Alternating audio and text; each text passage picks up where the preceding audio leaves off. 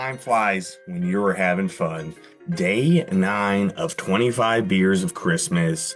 Your boy Keller here, Liberty Brew Tours, coming at you with some hot Christmas action. You know what I'm saying? We got history, we got beer. Let's jump into it. So we're gonna be talking about that Christmas greenery. You know what I'm saying? I ain't talking about that dank. The other kind of greenery, Christmas trees. Okay, so last time we left, America is just figuring out. They're dipping their toes in this Christmas life. They're new to this. They ain't OGs.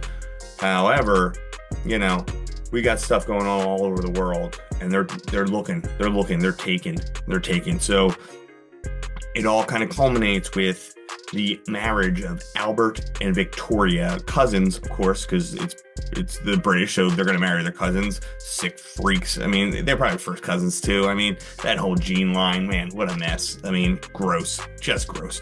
So Germany has been doing Christmas trees forever.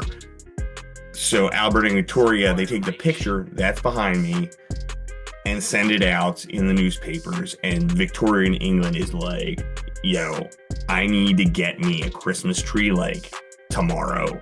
Like, I need to get it now.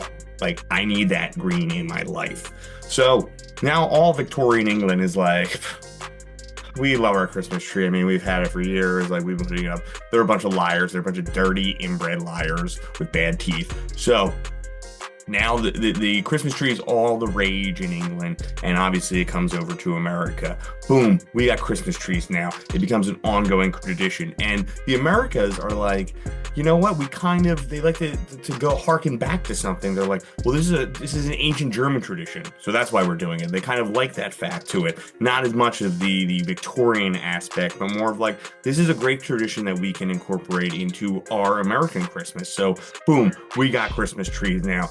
So we want to get more greenery in our lives. We have the ambassador to Mexico, Robert Poinsett, go to Mexico in the 19th century, and he's like a big botanist as well. He sees this red and green flower, and he's like, yo, that'd be dope for Christmas. He brings back the flower, and there we go. We got poinsettias, everybody. So thank that dude for just seeing the future of like, you know what? I need a fake one of these to sit right on my coffee table next to those like ceramic Christmas trees with the little light bulbs, like, the one that everyone grew up with, or like next to the candy dish in your grandmom's that like it's from candy that it doesn't exist anywhere on earth. So like, thanks Robert Poinsett for that.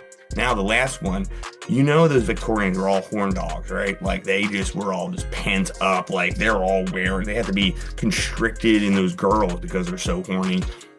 The last tradition of greenery, mistletoe.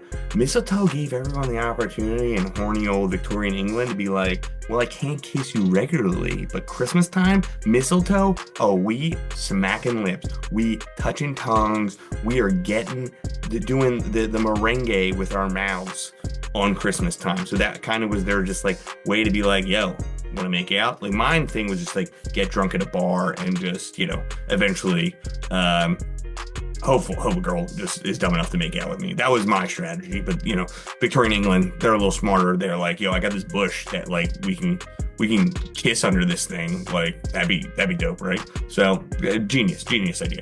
Okay, so that's the greenery of history, the green history, if you will, of American Christmas. So we'll get into more next show. Let's get to that beer. The beer tonight. I want to thank my buddy Dave Ogre for hooking me up with this last year. He brought it up when he visited.